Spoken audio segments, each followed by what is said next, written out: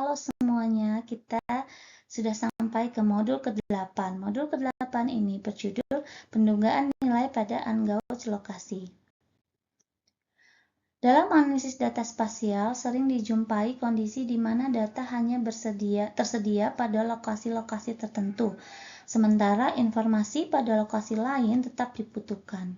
Kondisi ini menuntut adanya metode yang mampu memanfaatkan keterkaitan antar data berdasarkan lokasi, sehingga solusinya dilakukanlah interpolasi spasial, yaitu memperkirakan nilai pada lokasi-lokasi yang kosong menggunakan titik-titik di sekitarnya. Ini bisa kita lihat pada realtanya di sebelah kiri, misalnya data hanya berupa titik-titik seperti ini, sedangkan kebutuhannya untuk seluruh wilayah, maka dilakukan interpolasi spasial. Dalam analisis geostatistik, pemahaman terhadap hubungan antar data menjadi hal yang sangat mendasar. Data spasial itu dipengaruhi oleh jarak dan arah. Prinsip ini dikenal sebagai ketergantungan spasial yang menyatakan bahwa nilai suatu peubah pada lokasi yang berdekatan akan cenderung mirip dibandingkan lokasi yang jauh. Untuk mengidentifikasi dan mengukur pola hubungan tersebut digunakan konsep variogram, semi-variogram, dan korelogram sebagai alat analisis utama. Semi-variogram merupakan konsep inti dalam geostatistik yang digunakan untuk mengukur tingkat ketidaksamaan antar pasangan data berdasarkan jarak tertentu. Secara sederhana, semi-variogram menggambarkan seberapa besar perbedaan nilai antar dua titik yang dipisahkan oleh jarak tertentu. Jika dua titik memiliki jarak sangat dekat, maka perbedaan nilai biasanya kecil, sehingga nilai semi-variogram juga kecil, begitupun juga sebaliknya. Secara matematis, semi-variogram dihitung sebagai setengah dari rata-rata kuadrat selisih antar pasangan data pada jarak tertentu, sehingga mampu menangkap variasi spasial. Dalam praktiknya, nilai semi-variogram ini dihitung untuk berbagai kelompok jarak. Kemudian disajikan dalam bentuk grafik seperti kita lihat pada sebelah kiri. Grafik ini menjadi alat penting untuk mengidentifikasi pola keterkaitan spasial dalam data. Dalam penggunaan sehari-hari, istilah variogram sering juga digunakan secara umum untuk merujuk pada semi-variogram. Pada dasarnya, variogram merupakan dua kali nilai semi-variogram. Selain semi-variogram dan variogram, terdapat pula konsep korelogram yang digunakan untuk mengukur tingkat hubungan atau korelasi antar data spasial. Korelogram menunjukkan bagaimana kekuatan hubungan antara dua titik, seperti yang kita lihat pada grafik sebelah kanan. Jika nilai korelasi mendekati 1, maka kedua titik memiliki hubungan yang sangat kuat. Begitupun jika nilai mendekati 0, berarti hubungannya lemah. Korelogram mengukur kesamaan atau keterkaitan antar data sehingga keduanya saling melengkapi dalam analisis. Nah, ini adalah gambaran dari semua variogram yang sudah saya jelaskan tadi. Terdapat di bawah adalah jaraknya, batas jangkauan pengaruh spasial. Di luar jarak ini titik-titik saling independen. Ada 3 model utama variogram, yaitu spherical, eksponensial, dan gaussian. Spherical meningkat cepat.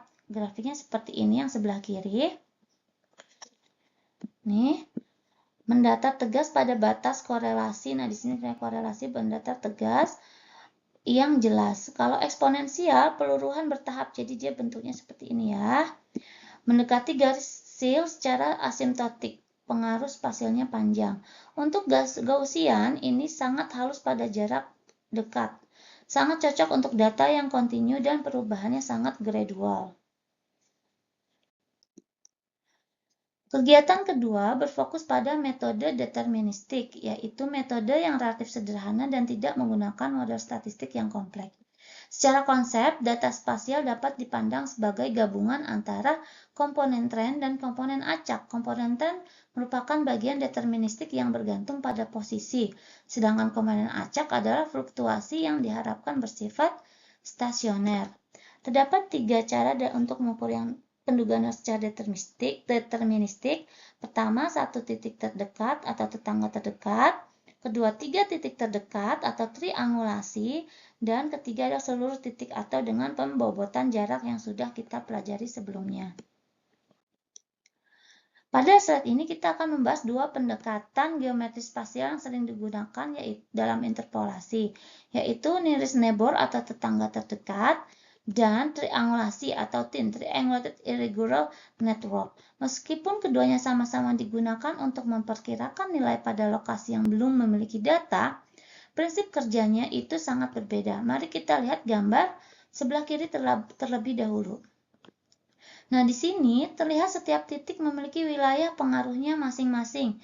Jika ada suatu lokasi baru yang berada di dalam wilayah berwarna merah ini,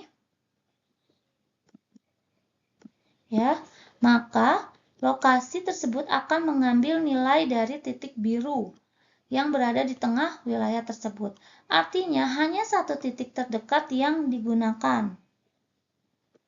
Misalnya kita memiliki data curah hujan dari beberapa stasiun.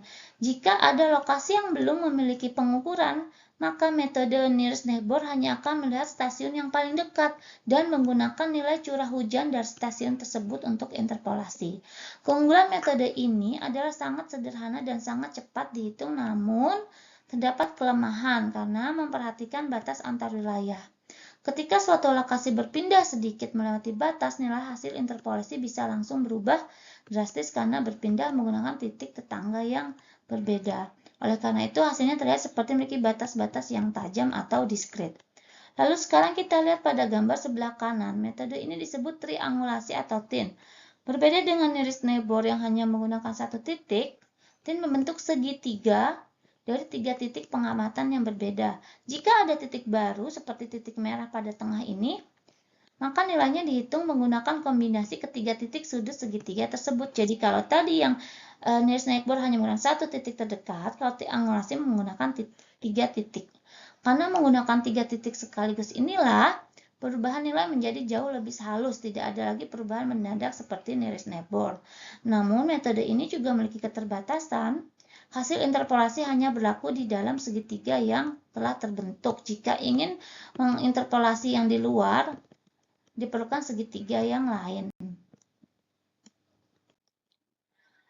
Ide utama IDW sebenarnya sangat intuitif. Ya, ini sekarang inverse distance weighting.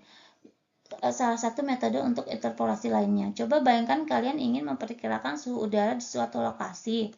Nah, di sekitar lokasi tersebut terdapat beberapa stasiun cuaca. Pertanyaannya, apakah semua memberikan pengaruh yang sama? Tentu tidak. Secara logika, stasiun yang letaknya lebih dekat harusnya memberikan informasi yang lebih relevan. Nah, prinsip inilah yang digunakan oleh IDW. Perhatikan gambar ya, titik merah lokasi yang ingin kita estimasi nilainya. Di sekitarnya terdapat 3 titik pengamatan. Nah, 3 titik ini, misalnya ini ya, ini lokasi yang titik merah, ini 3 titik ini, 1, 2, 3. Titik pertama berada paling dekat sehingga bobotnya lebih besar, yang ditunjukkan dengan panah yang tebal. Lalu begitu titik kedua dan titik ketiga yang paling jauh sehingga bobotnya paling kecil. Artinya nilai akhir pada titik merah merupakan gabungan dari ketiga titik tapi dengan diboboti. Rumusnya seperti sudah kita lihat. Pada slide sebelumnya kita telah ya mempelajari tadi inverse distance weight atau IDW.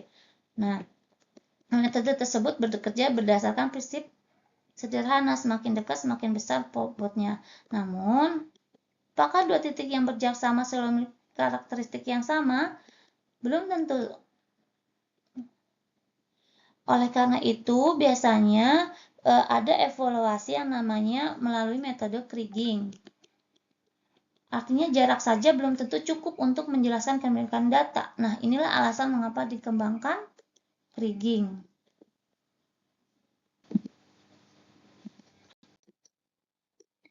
Sebagai contoh penerapan di Indonesia, misalkan kita ingin membuat peta kadar logam berat di suatu wilayah. Jika menggunakan IDW, kita hanya melihat jarak antar titik sampel. Namun dengan Kriging, kita juga mempelajari bagaimana kadar logam berubah dari suatu lokasi ke lokasi lain. Karena itulah Kriging banyak digunakan misalnya dalam geologi pertambangan hidrologi, dan ilmu lingkungan. Nah, lapisan paling bawah merupakan permukaan hasil interpolasi, yaitu nilai yang diprediksi pada seluruh wilayah. Di atasnya terdapat beberapa titik pengamatan, yaitu lokasi tempat kita benar-benar memiliki data. Nah, ini adalah kekuatan utama kriging, yaitu mengukur ketidakpastian. Sekarang kita masuk ke materi co-kriging. Apa itu co-kriging? Prinsip dasarnya hampir sama dengan ordinary kriging. Perbedaannya adalah co-kriging menggunakan lebih dari satu peubah. Misalnya, kita ingin memperkirakan kandungan logam di suatu wilayah. Selain menggunakan data kandungan logam itu sendiri, kita juga memanfaatkan informasi dari variabel lain yang berkorelasi, misalnya elevasi, jenis batuan, atau kandungan mineral lainnya. Hubungan antar peubah tersebut dimodelkan menggunakan cross variogram.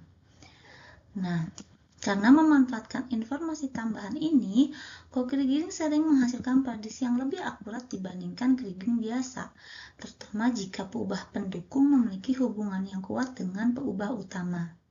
Namun, tentu saja modelnya juga menjadi lebih kompleks. Nah, ini misalnya peubah utamanya adalah curah hujan, sedangkan peubah sekundernya bisa contohnya elevasi.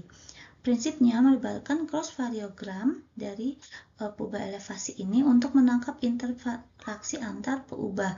Syaratnya adalah jumlah lambda I sama dengan 1, di mana artinya peubah utama pembentuk min dan sigma beta J sama dengan 0.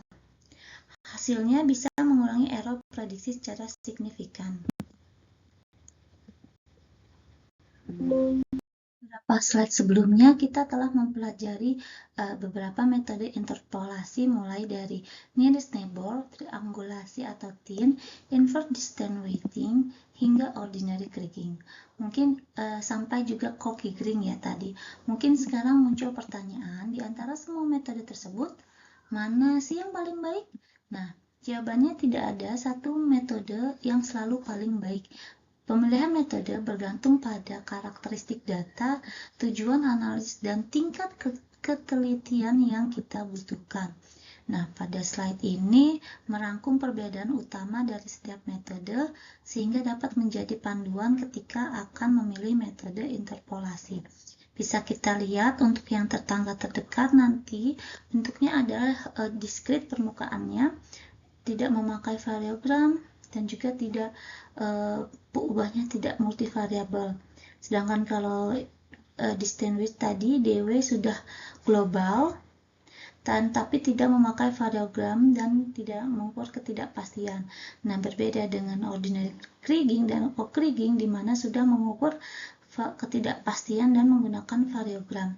Di sini memang yang paling lengkap adalah co-kriging ya, karena permukaannya sudah halus, memakai variogram, mengukur ketidakpastian, dan bisa mengukur multivariabel. Sayangnya memang lebih kompleks saja, tapi hasilnya memang lebih bagus. Nah, ini adalah ringkasan dari modul 8, di mana pada tahap pertama tadi kita sudah membahas tentang kegunaan variogram, semivariogram, korelogram untuk memetakan definisi spasial. Sampai di tahap ketiga tentang optimasi dengan geostatistik. Nah, mungkin cukup untuk pertemuan kali ini. Sampai jumpa di modul 9. Terima kasih.